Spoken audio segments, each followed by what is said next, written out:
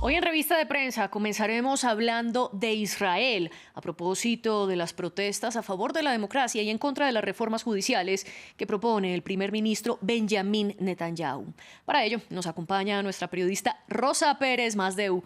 Rosa, bienvenida y buenos días para usted. Buenos días, María Clara. Bueno, empecemos hablando de una columna de opinión que está en el New York Times en la que Peter Beinart afirma que no se puede salvar la democracia en un Estado judío. ¿Por qué? Bien, no es un artículo, para dejarlo claro desde el principio, que defienda, al menos no explícitamente, la solución de los dos estados, pero sí que reprocha un poco la absurdidad de que se ponga el grito en el cielo, como que Israel es un estado democrático, ¿no?, al borde de caer en el autoritarismo, cuando, señala este columnista, es un estado que ha sido calificado por organizaciones internacionales como Amnistía Internacional de tener un sistema de apartheid, ¿no? Bien, entonces lo que dice este artículo es que desde que Benjamin Netanyahu, recordemos, primer ministro de Israel al frente de una coalición de ultraderecha, volvió al poder y presentó esta reforma judicial, ¿no?, que socava la independencia del poder judicial, dice, las advertencias llegan cada día. La democracia israelí está en peligro. Dice, cientos de manifestantes salen a las calles los domingos apoyados por judíos también estadounidenses para señalar que las intenciones de Netanyahu ponen en riesgo los esfuerzos por mantener a Israel como un Estado democrático. Dice, si bien estos movimientos prodemocráticos contra derivas autoritarias se ven en muchos lugares del mundo, en Israel hay una particularidad, y es que las personas más amenazadas, dice, por el autoritarismo de Netanyahu casi no participan en el movimiento en su contra, ¿no? Dice, hay muy pocos palestinos en estas manifestaciones y también las reivindicaciones por los derechos palestinos brillan por su ausencia, digamos, en estas manifestaciones. ¿Y por qué? Dice, no es un movimiento que promueva la igualdad de derechos, sino el sistema político que ya existía antes de que Netanyahu y su coalición de derechas tomara el poder. Es un movimiento para salvar la democracia liberal para los judíos. Y dice, los sionistas liberales critican a Netanyahu porque dicen que amenaza a un Estado judío y democrático, lo que es en realidad una contradicción. Bueno, y quiero que profundicemos en esto. ¿Por qué el columnista habla de una contradicción al referirse al Estado judío y Estado democrático?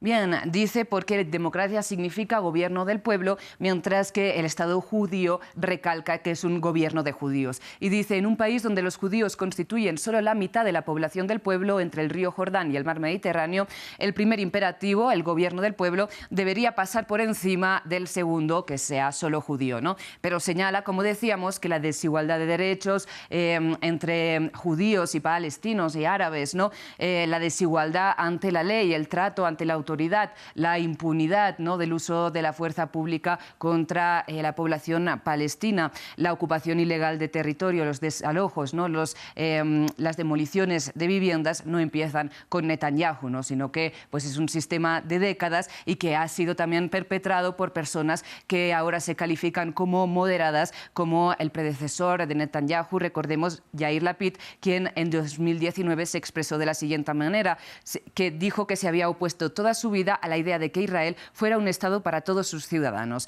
Y esto solo para poner algunos de los ejemplos que señala este texto, que concluye de la siguiente forma. Israel se define como un Estado-nación para el pueblo judío, lo que significa que nos pertenece a judíos como a mí, que no vivimos ahí, porque el autor, ¿no?, estadounidense es de origen judío, pero no pertenece a los palestinos que viven bajo su control, ni siquiera a los pocos que tienen ciudadanía israelí. Todo esto pasaba antes de que Netanyahu llegara o volviera al poder. Esta es la vibrante democracia que los liberales sionistas quieren salvar. Bueno, interesante que el autor también sea israelí, Rosa, y plantee estas ideas. Le propongo que nos vayamos de Medio Oriente a Asia para hablar del editorial del medio chino Global Times, que dice que todos los países son bienvenidos a unirse a la iniciativa de seguridad global. ¿En qué consiste?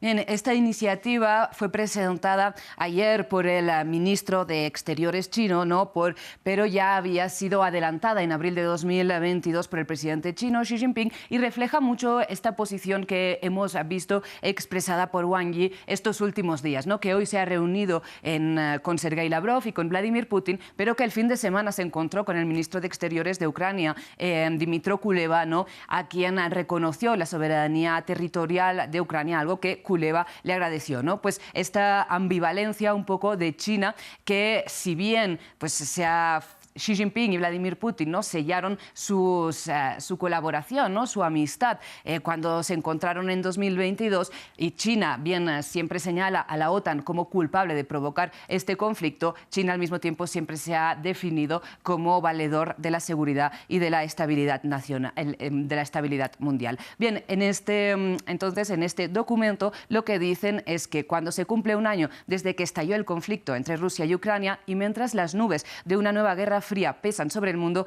China reafirma la responsabilidad histórica de salvaguardar la paz y la seguridad mundial. ¿Y cuáles son los principios de esta iniciativa?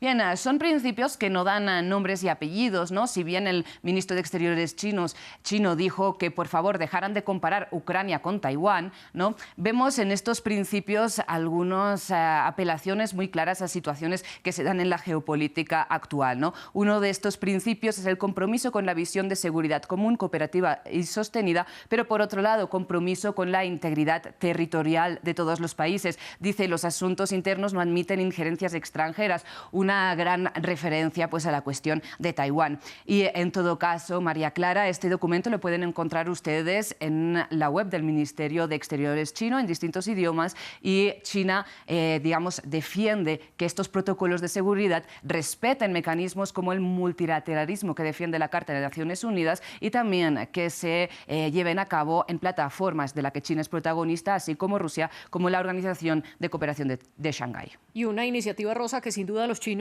discutirán con Rusia en este encuentro que están teniendo hoy. Rosa, gracias por Revista de Prensa. Hasta mañana, María Clara.